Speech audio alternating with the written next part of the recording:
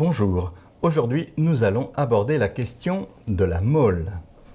Le chimiste manipule des échantillons de matière macroscopique. Pour dénombrer les quantités de matière, il dispose d'instruments tels que des récipients gradués ou alors des balances. Le problème des balances au laboratoire, c'est qu'elles sont précises au centième de gramme près. On n'a pas accès au millième, voire plus petit que ça. Et ce qu'il faut savoir, c'est que quelques milligrammes d'un échantillon de matière contiennent déjà des centaines de milliards d'atomes.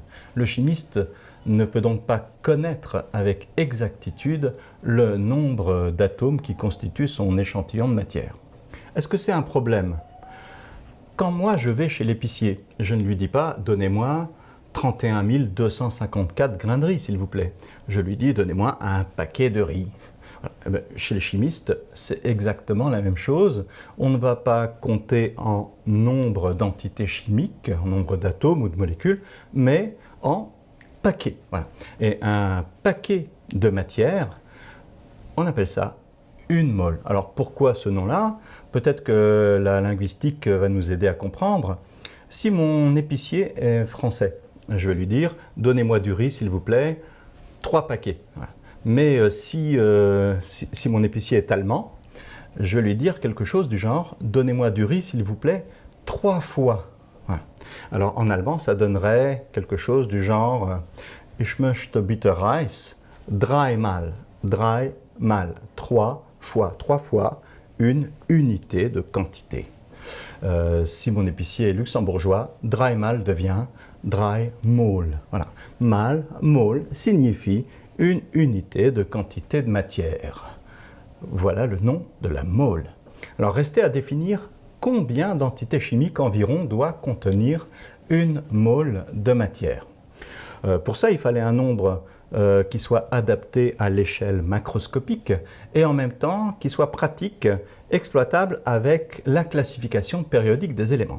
Alors si on regarde cette classification, si on prend par exemple l'atome d'hydrogène, qui est le premier atome de la classification, eh bien on voit qu'il contient un nucléon. On a simplement défini la mole comme étant un paquet contenant autant d'entités chimiques qu'il y a d'atomes d'hydrogène dans 1 gramme d'hydrogène. Alors le problème de l'hydrogène, c'est qu'on n'en trouve pas comme ça sur Terre, donc on a fait la même définition à partir de l'atome d'oxygène. Celui-ci possédant 16 nucléons, il est 16 fois plus lourd que l'hydrogène. On a défini la mole comme étant un paquet d'entités chimiques contenant autant d'entités qu'il y a d'atomes d'oxygène dans 16 grammes d'oxygène. Et comme l'oxygène est gazeux, pas pratique, on a défini une 3e fois la mole à partir de l'élément, cette fois-ci, carbone. Celui-ci contient 12 nucléons. Une mole est donc devenue un paquet de matière contenant autant d'entités chimiques qu'il y a d'atomes de carbone dans 12 grammes de carbone 12. Alors ce nombre d'atomes, qu'on appelle constante d'Avogadro, du nom d'Amedeo Avogadro, est égal à environ 600 000 milliards d'entités, soit 6 10 puissance 23 entités par mole, que l'on notera mol à la puissance moins 1. Lorsqu'on parle du symbole, le petit e qui est là disparaît.